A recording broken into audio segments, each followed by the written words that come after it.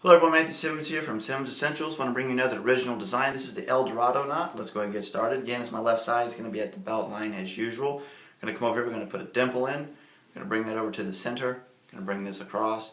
We're going to come up and we're going to come over. We're going to come down and around. And we're going to come down like this. Then we're going to come across like so and bring this up through here. So I'm using kind of a thick tie, kind of a wide tie, so it might look different for me it may look different for you if you're using a skinnier tie, but I'm just using kind of a thicker tie. But here we have, I'm going to come around like this, fold like that, and then I'm going to come over like so, like that, and then I'm going to come around here like this. Then I'm going to come up and over here like this. And then I'm going to fold it like this. Then I'm going to come around like that. Then I'm going to come over here like this and secure it.